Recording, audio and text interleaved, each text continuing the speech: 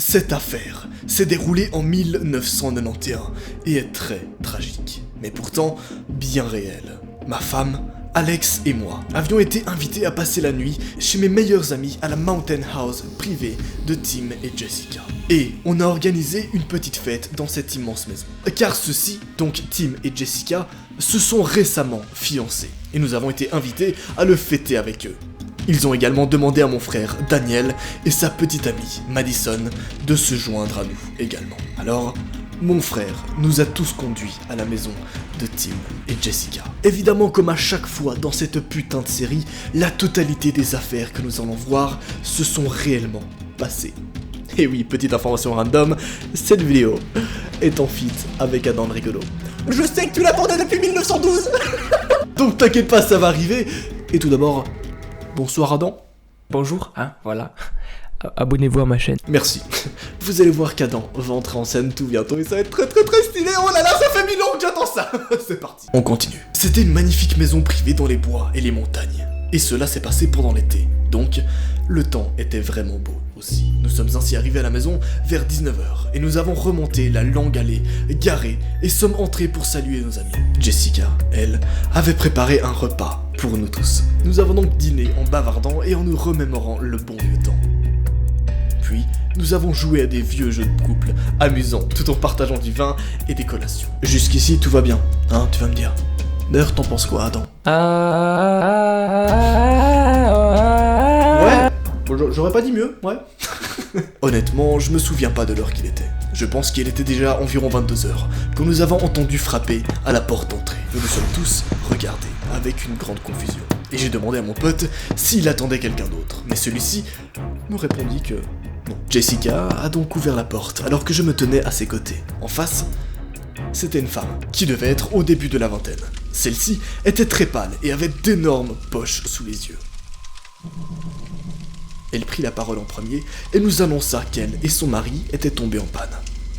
Et qu'ils avaient donc besoin de notre aide. Elle a alors pointé derrière elle dans l'allée où il y avait un pick-up avec un capot ouvert et un type qui nous fit un signe de la main. Daniel et moi ne savions rien des voitures, alors Tim a donc proposé de descendre avec ses outils et de jeter un coup d'œil au pick-up pendant que la femme attendait à l'intérieur. Elle a pris place sur une de nos chaises et la première chose qu'elle a dit, c'était « Auriez-vous de la nourriture ?» Nous avons rien dit pendant quelques secondes. Probablement parce que la situation était bizarre. Jessica, étant gentille, a répondu qu'il y avait des restes de poulet qu'elle pouvait avoir. Elle a ensuite donné un plantain et qu'elle a commencé à manger, si vite qu'elle donnait l'impression d'être affamée depuis 10 jours, ou quelque chose du genre. Chacun de nous essayait de lui faire la conversation, mais elle donnait que des réponses vagues. Et il ne semblait pas qu'elle était intéressée à parler. J'ai demandé ce qu'elle faisait ici et comment ils sont tombés en panne, car je trouvais vraiment étrange qu'ils se soient retrouvés coincés en bas de l'allée. Elle m'a alors répondu « Mon frère Ron et moi sommes juste partis camper. » J'ai alors rétorqué « Frère, je croyais que vous avez dit que vous étiez avec votre mari. » Elle a continué lentement, mangeant avant de marmonner quelque chose comme « Oh oui, je voulais dire mon mari. » Étrange. Quelque chose n'allait pas. Alors, je me suis levé et j'ai été jeter un coup d'œil par la fenêtre de l'allée, là où Tim était parti censé réparer la voiture. Et qu'est-ce qu'il a aperçu à ce moment-là par la fenêtre? Oh putain de merde. Je crois que c'est le moment, là où tu es bien captivé, où t'es en train de te dire « Oh l'euro !» Où t'es en train de te dire « Oh mon dieu, je vais littéralement passer la meilleure soirée de ma vie en compagnie de Noah et de Adam. » Pour vous raconter dans les moindres détails chaque aspect de ces putains d'affaires flippantes. Alors c'est parti! Bienvenue dans un nouvel épisode en feat de horror cartoon!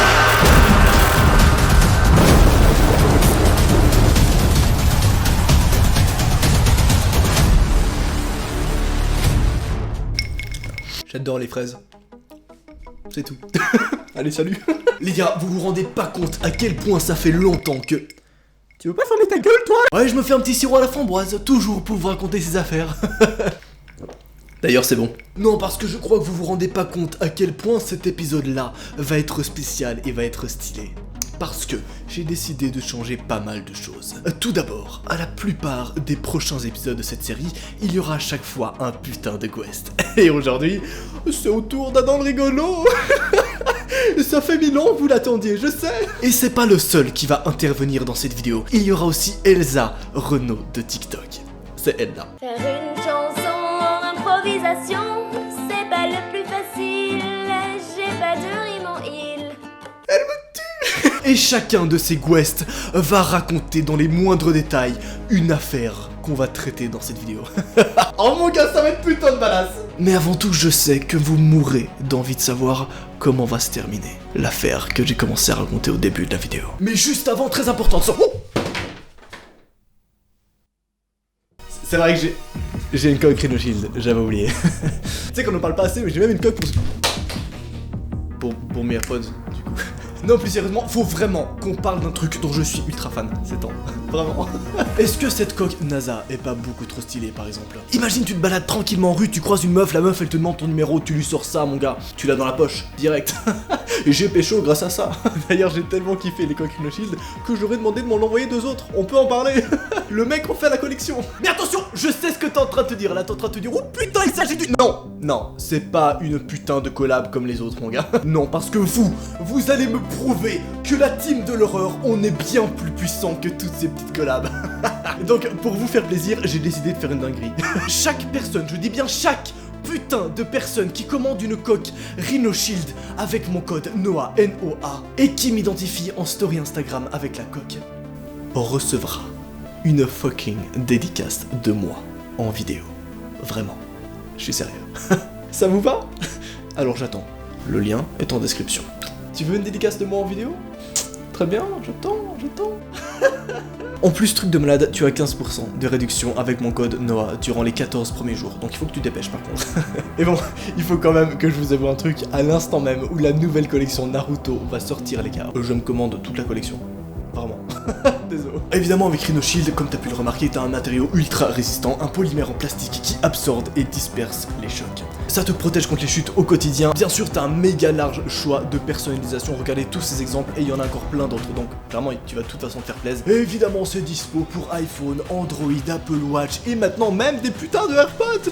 Le tout toujours son bisphénol A, B et S pour un respect total de la santé de l'utilisateur. Il y a aussi la collection NASA qui est sortie et mec... Les designs ont même été approuvés par la NASA, pour te dire, donc à quel point c'est badass. Bref, continuons avec les affaires. Quelque chose n'allait pas, alors je suis allé jeter un coup d'œil par la fenêtre de l'allée. Mais je ne pouvais pas l'apercevoir. Je ne voyais pas Tim, ou même son espèce de soi-disant mari. J'ai alors dit à mon frère Daniel que nous devrions descendre et vérifier si tout allait bien. Et il était d'accord avec moi. Daniel et moi sommes allés dans l'allée, tout en partageant les soupçons sur cette fameuse femme. Quand nous sommes descendus à la voiture, ni Tim, ni ce type n'étaient en vue. Mais ce que nous avons vu, c'est la boîte à outils que Tim avait apportée avec lui. Elle était sur le sol, avec des outils éparpillés un peu partout. Daniel et moi avons appelé plusieurs fois le nom de Tim. Tim, es-tu là? Tim, est-ce que tu es là? Tim, es-tu là? Et ils ont pas fait ça avec les bras par contre, t'inquiète. Mais nous avions rien trouvé de pertinent. Il faisait de plus en plus sombre, et nous ne pouvons rien voir sans lampe de poche. Alors, s'aventurer dans les bois était inutile, et Daniel a donc proposé de retourner à la maison et appeler la police. À peu près à mi-chemin de l'allée, nous avons entendu un cri provenant de la maison. C'était une des filles. Daniel et moi avons donc couru à la maison aussi vite que possible, et avons fait irruption par la porte. Mais aucune des filles était là. Nous avons chacun appelé nos femmes et nous avons subitement entendu un autre cri venant de l'étage. Nous nous sommes alors précipités vers l'étage et nous avons vu cette femme donner des coups de pied et crier à la porte de la salle de bain tout en tenant un couteau de cuisine. Daniel et moi l'avons plaqué au sol et désarmé. Daniel la tenant à terre pendant que moi j'allais voir les filles. Jessica, elle, avait été tailladée avec un couteau sur son bras. Ce n'était pas grave, mais elle souffrait un peu. Mais Alex et Madison n'ont cependant pas été touchés. Ah oui non mais clairement, comme à chaque fois dans ces putains d'épisodes de cette série que vous surkiffez, d'ailleurs vous êtes plus d'1 million à la regarder donc c'est un truc de malade, on traite d'affaires ultra badass. En mode, il se passe vraiment 1000 choses et c'est méga stylé. En tout cas je trouve que c'est super intéressant. Et vous allez le voir tout au long de la vidéo. J'ai ensuite demandé à Jessica où se trouvaient les lampes de poche pour chercher Tim, car nous pensions qu'il était en danger. Par la suite, j'ai dit aux filles, je vais retenter de contacter la police. On sera de retour dans 20 minutes. Puis, avec Daniel, on comptait aller au poste de police, le plus proche, ou à tout autre endroit où il y avait un téléphone. Daniel et moi sommes sortis et nous avons continué de chercher Tim dans les environs. Après un certain temps de recherche, nous sommes tombés sur un poteau téléphonique qui avait été abattu. Quelqu'un a dû le faire exprès. Et c'est la raison pour laquelle nous n'avons pas pu joindre la police. La ligne avait tout simplement été coupée. J'ai alors dit à Daniel, il faut qu'on retourne voir les filles, tout de suite. Nous avons donc commencé à courir vers la maison, puis, soudainement, nous avons entendu un gros bruit de l'autre côté des bois. C'était ce qui ressemblait à 2 coups de feu. Bordel! Daniel et moi prîmes cette direction, puis nous sommes retournés au fond de l'allée, choqués de voir que la camionnette et les outils avaient maintenant disparu. Nous n'avons pas eu le temps de poser des questions et sommes retournés à la maison vérifier si les filles allaient bien. Lorsque nous sommes retournés à la maison, celle-ci était vide et les filles avaient maintenant disparu. Bordel de merde. Et d'une certaine manière, la femme qui a été attachée l'était aussi. Nous avons fouillé toute la maison, le jardin et à nouveau les bois, mais aucune trace de vie. Daniel et moi sommes montés dans sa voiture et nous avons roulé aussi vite que possible jusqu'à la station de police la plus proche. Nous avons raconté à la police tout ce qui s'était passé. Nous avons ensuite attendu au poste de police qu'ils reviennent. Mais ils n'ont rien trouvé, tout comme nous. Je vais sauter tous les détails et toutes les recherches passées en vain. Elle m'a hanté toute ma vie. Et je ne sais pas ce qui s'est passé cette nuit-là. Où est-ce que ma femme ou les autres avaient disparu? En tout cas, mon frère et moi sommes restés très proches depuis ce jour-là. Mais, je te rassure, il n'y a pas longtemps, cette affaire a refait surface et on a eu des réponses. En effet, les 2 femmes ont été retrouvées. Et elles vont bien. Les 2 individus qui avaient enlevé les jeunes femmes étaient en fait un espèce de couple de gros malades. Ils sortaient d'une asile psychiatrique et c'étaient tout simplement des dégénérés mentaux qui appréciaient séquestrer les gens. Les 2 femmes avaient donc été séquestrées durant plus de 1 an. C'était un truc de malade, je sais. Mais, point positif, au final, la police a retrouvé des traces, on a pu trouver le lieu où les 2 femmes avaient été séquestrées et on a pu les sauver. Bien sûr, le vieux couple totalement taré a été arrêté et est aujourd'hui en prison. Par contre, je propose un truc. Adam, tu racontes la prochaine affaire. Et mon gars, elle va être méga stylée, préparez-vous. Et attention, petite subtilité, je ne la connais pas cette affaire, donc je vais la découvrir en même temps que vous. Oh là là! C'est parti. Bon, là je pense qu'on est d'accord pour se dire que mes cheveux ça va plus. Là, il y a vraiment un truc qui part en couille. Ça va?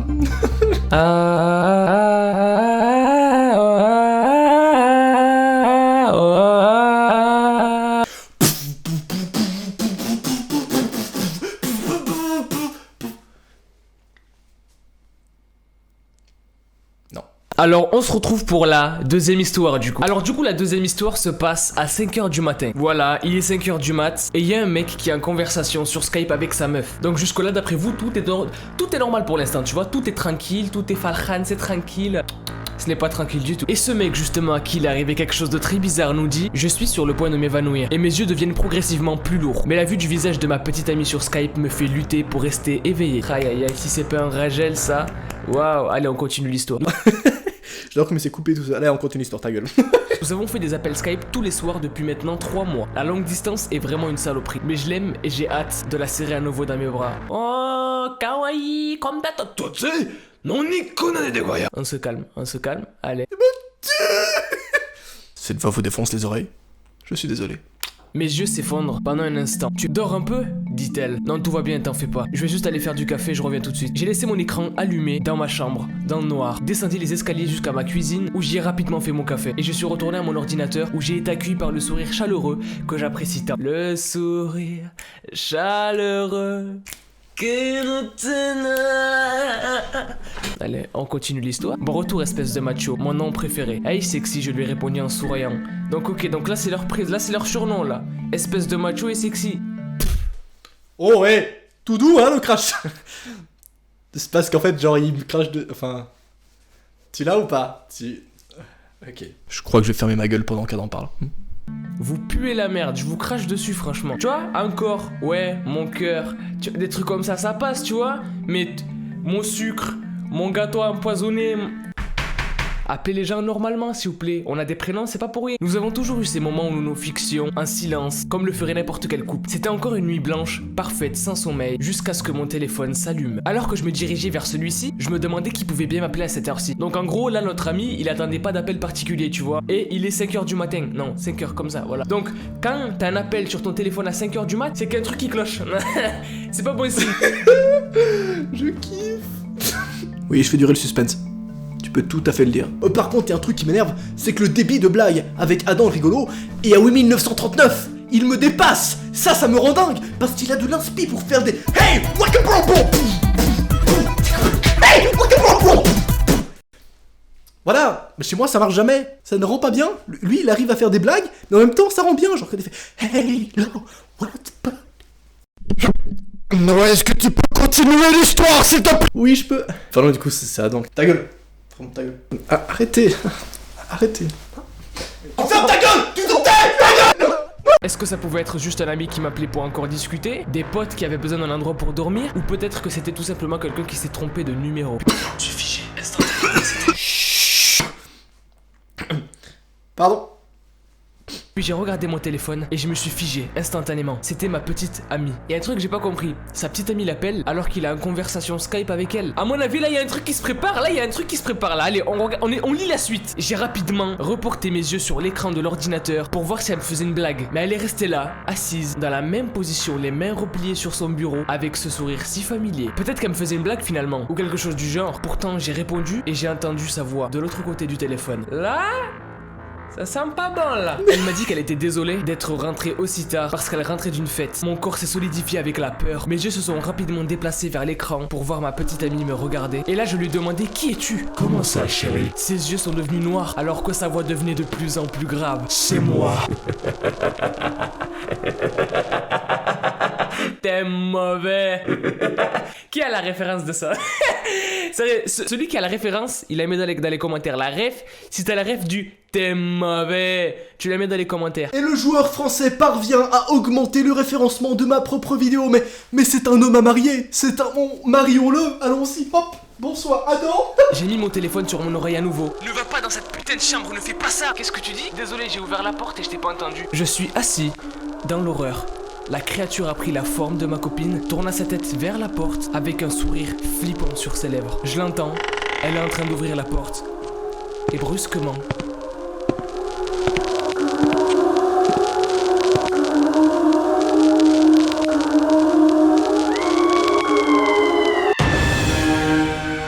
Bouh! T'as pas eu peur? Ah bah putain... C'est bien. Si t'as kiffé cette deuxième histoire, n'oublie pas de mettre un maximum de pouces bleus. Ce n'est pas terminé, parce que là tout de suite, voici la prochaine histoire. Hey yeah boy. Évidemment, la troisième affaire arrive. Mais juste avant, je suppose que t'as envie d'avoir des informations sur l'affaire que Adam a racontée. Tout ce que l'on sait sur cette putain d'enquête, c'est que la copine de cet individu a été retrouvée morte dans son appartement. Le seul témoignage qu'on a, et le seul témoin qu'on a, c'est donc son petit copain, qui apparemment était en appel Skype avec elle. Ou du moins, c'est ce qu'il explique.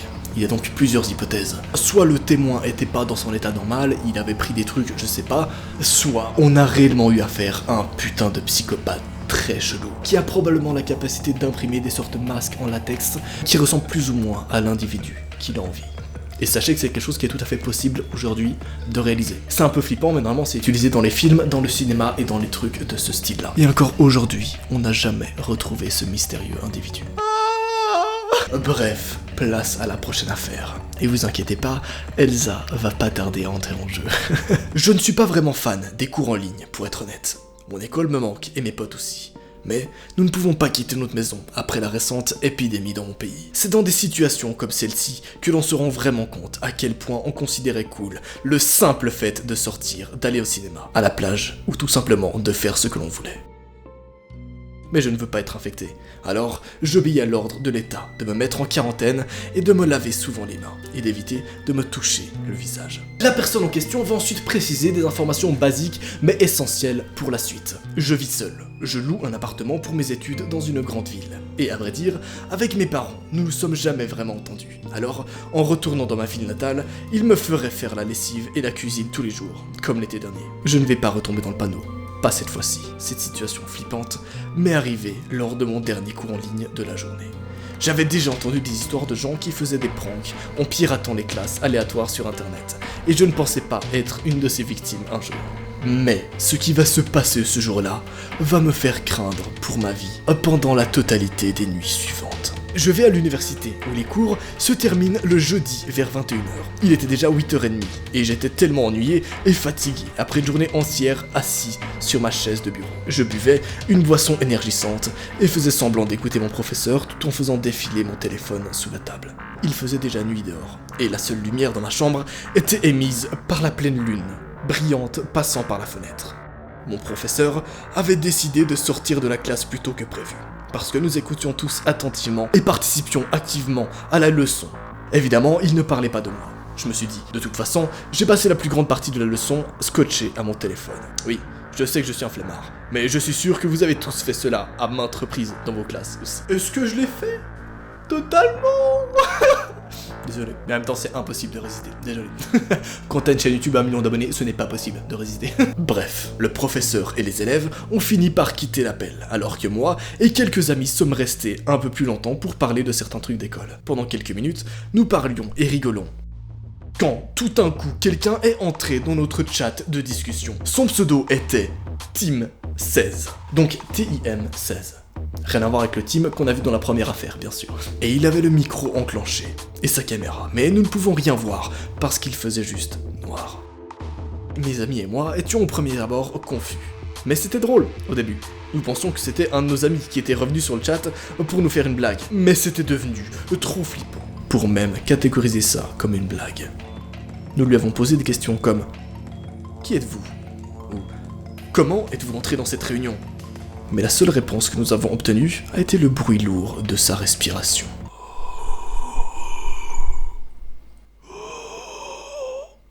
T'as vu, je fais bien la respiration, hein.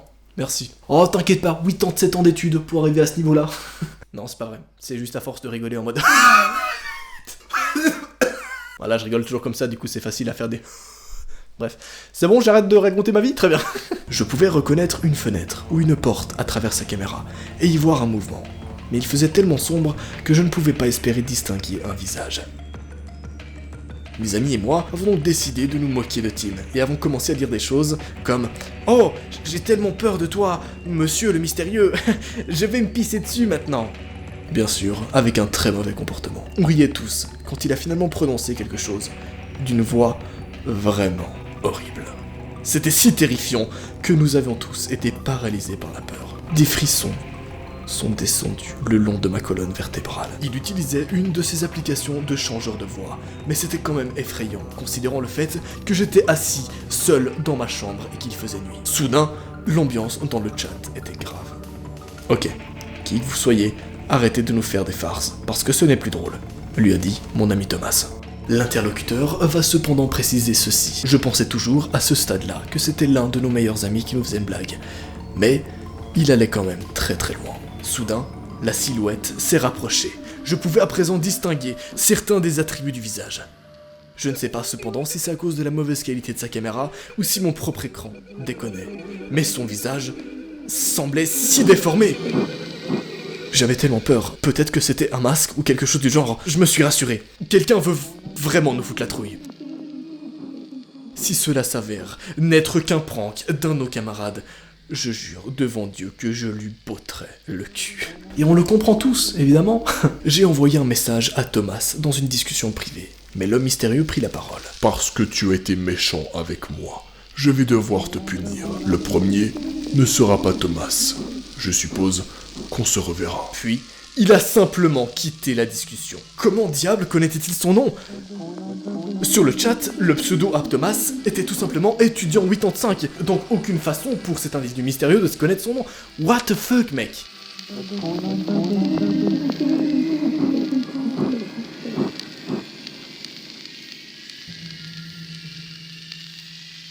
Durant la nuit, j'ai envoyé un texto à Thomas et j'ai eu la chance de savoir qu'il allait bien et que personne n'était chez lui de toute la soirée. Nous étions tous les deux effrayés et nous avons décidé d'envoyer un SMS à tous nos amis et d'informer notre professeur de l'incident. Et ça, comme d'hab, c'est très très bien. Personne n'a admis avoir fait ce genre de farce. Nous avons abandonné après quelques jours à essayer de trouver qui c'était. Mais cette personne n'a plus jamais rejoint nos discussions, ni même fait le tour de la maison de Thomas. J'espère vraiment que ce n'était qu'une blague et que je ne le reverrai jamais, ni son visage. Je flippe toujours, et je me fais plus à l'idée de suivre des cours en ligne le jeudi soir. Mais cela devient progressivement de plus en plus supportable. J'ai vraiment hâte que cette épidémie soit terminée. Est-ce que c'était très très chaud? Oui, mais est-ce que vous voulez une nouvelle affaire? Totalement. Et celle-ci, c'est Elsa qui va vous la raconter juste avant que je t'apporte des précisions sur celle que je viens de te raconter. En effet, on n'a jamais retrouvé qui c'était. En revanche, on sait qu'il provenait d'un espèce de trafic russe. Tout simplement parce que son IP qu'on a retrouvé provenait d'un endroit en Russie. Mais c'est pas tout.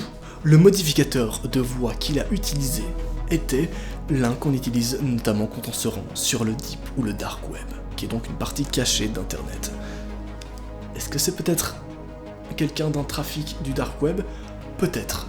Ou alors ça peut tout simplement être un gros troll, ce qui est aussi très probable. Il est d'ailleurs pas très difficile de retrouver le nom de Thomas, tout simplement en entendant sa voix, sachant qu'il a dû probablement parler dans le chat. Donc lorsque tu as la voix de quelqu'un, c'est pas difficile de retrouver son nom ensuite. Bref, passons à la prochaine et dernière putain d'affaire. Pour celle-ci, j'ai décidé d'inviter Elsa. C'est parti. Merci Noah et bonjour à tous. Je vais vous raconter l'histoire de cette jeune fille qui a vécu l'horreur. Dès qu'elle a réalisé qu'elle devrait passer une nuit blanche pour préparer l'examen final de demain, elle a réquisitionné la pièce au sous-sol de son dortoir. Jenna, sa colocataire, aimait se coucher tôt. Alors elle emballa tout ce dont elle pensait avoir besoin pour réviser et descendit rapidement pour étudier, et encore étudier. Cependant, il était environ 2h du matin quand elle a réalisé qu'elle avait laissé un de ses manuels scolaires sur son lit, à l'étage. Avec un soupir dramatique, elle s'est levée et est montée à petits pas jusqu'à sa chambre qui se trouvait au 3e étage. Les lumières tout au long du couloir étaient diffuses et les vieilles planches grinçaient sous ses pieds. Elle finit par atteindre son dortoir et tourna la poignée de la porte aussi doucement que possible, l'entr'ouvrant juste assez pour se glisser à l'intérieur afin que les lumières du couloir ne réveillent pas sa colocataire. La pièce, elle, était chargée d'une étrange odeur métallique. Elle fronça un peu les sourcils et son corps fut parcouru de frissons. Il y avait une étrange atmosphère d'hostilité et de malaise dans la pièce, comme si un regard malveillant était fixé sur elle. Oui, c'était juste une impression. Sa nuit blanche lui jouait des tours. Putain, je kiffe trop comme elle raconte, mec. Genre, elle met de ouf dans l'ambiance et je trouve ça vraiment badass. Je sais pas ce que tu en penses. Perso, je kiffe. Excusez-moi, voici la suite. Bam, bam, bam. Pourtant, elle pouvait clairement entendre Jenna respirer de l'autre côté de la pièce. Lourdement, presque comme si elle avait couru. Jenna, qui est donc, si jamais, sa colocataire. Elle avait dû s'enrhumer durant la dernière semaine, tendue avant les examens finaux. Elle se faufila silencieusement le long du mur jusqu'à atteindre son lit, et le tâtonna pour trouver son manuel d'histoire. Dans le silence qui régnait, elle pouvait distinguer un bruit régulier de goutte, goutte, goutte. Je kiffe trop. Il faudrait une fois encore que les services techniques viennent réparer le lavabo de la salle de bain, se dit-elle en soupirant silencieusement. Ses doigts se refermèrent sur le manuel, elle le ramassa doucement et se retira de la pièce aussi silencieusement que possible, soulagée d'en être enfin sortie. Elle se dépêcha de redescendre, s'écroula sur la chaise trop rembourrée et continua d'étudier jusqu'à 6h du matin. Finalement, elle décida que c'en était assez, et que si elle montait à l'étage immédiatement, elle pourrait encore dormir quelques heures avant son examen de 9h. Les premiers rayons du soleil passaient à travers les fenêtres quand elle poussa lentement la porte en espérant ne pas réveiller Jenna. Et une odeur terreuse et métallique lui monta subitement au nez, une seconde avant que ses yeux ne puissent enregistrer la scène de la chambre qui se trouvait devant elle. Je trouve trouve ça tellement excellent et original dans ces épisodes, à quel point à chaque fois on change d'ambiance et on arrive par exemple dans une ambiance où c'est, tu vois, Adam qui raconte d'une manière comme ça, ensuite Elsa qui raconte d'une autre manière, ensuite moi qui raconte d'une autre manière, et je trouve ça vraiment super enrichissant, et à chaque fois avec les animateurs qui font un travail de ouf. Je trouve que c'est juste parfait. Ça donne presque envie de s'abonner à ma chaîne YouTube, quoi. Pardon, désolé. On est bientôt à 1 million. D'ailleurs, vous avez la chaîne TikTok de Elsa en description. Jenna était étendue sur son lit, appuyée contre le mur. Sa gorge était tranchée d'une oreille à l'autre, et sa chemise de nuit était tachée de sang. 2 gouttes de sang tombèrent de la couverture qui en était imprégnée, imitant le son d'un robinet qui fuit. Elle poussa de nombreux cris, ne pouvant pas plus les retenir qu'elle ne pouvait cesser de se tordre les mains. Tout le long du couloir, des portes claquèrent et des pas retentissants se firent entendre, accourant vers elle. En seulement quelques instants, d'autres étudiants s'étaient rassemblés sur le seuil de sa porte, et l'une de ses amies lui saisit le bras, brutalement, et pointa un doigt tremblant vers le mur.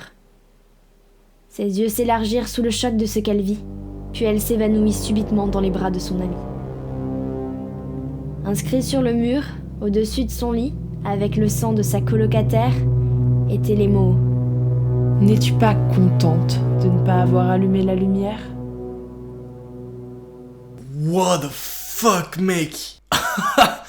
Mec, c'est... What the fuck, man. Oui, je sais. À ce moment-là, t'as envie d'avoir des réponses. Eh ben, t'inquiète pas. J'ai mené mes petites recherches. Et on sait ce qui s'est passé ce soir-là. En réalité, lorsque l'interlocutrice est montée aller chercher son cahier d'histoire, elle se trouvait bien dans la pièce, juste à côté d'un meurtre. Bien sûr, vu qu'elle avait la flemme, elle n'a pas allumé la lumière, donc elle n'a rien vu ce soir-là, et c'est peut-être grâce à ça qu'elle a survécu. Car du coup, le meurtrier était toujours sur place, visiblement, mais il n'a rien fait, lui aussi. Il a décidé de lui laisser la vie sauve. C'est horrible. Non, tu peux le dire, c'est clairement horrible. En revanche, le meurtrier a laissé des empreintes partout dans l'appartement, et on a pu le retrouver. Il s'est avéré que c'était également un étudiant. Rien que ça. Et oui, des fois, malheureusement, ça peut arriver que des gens pètent totalement les plombs sans aucune raison. Et mon gars, c'est tellement glauque ce genre de truc. Je te rappelle juste rapidement que si tu veux une dédicace par moi-même, tu as juste à commander une coque de Rhino Shield. Le lien est en description avec mon code NOA, N-O-A. Fais-toi plaisir. Évidemment, pour être sûr d'avoir ma dédicace, tu dois m'identifier en story Instagram avec la coque directement. N'hésitez pas tout de suite à me dire en commentaire si vous voulez un autre épisode avec Adam rigolo, ou alors si vous voulez aussi d'autres quests dans cette putain de série. Si c'est le cas, proposez-le en commentaire ou n'hésitez pas à les envoyer un message. Squeezie. Non, je rigole, pardon. Allez, salut. C'est une blague, là, c'est... Non, vraiment, c'est une blague, Squeezie, tu fais ce que tu veux, bref, pardon, je te respecte trop, amen. Amen. Allez, salut YouTube. Bientôt 1 million ici.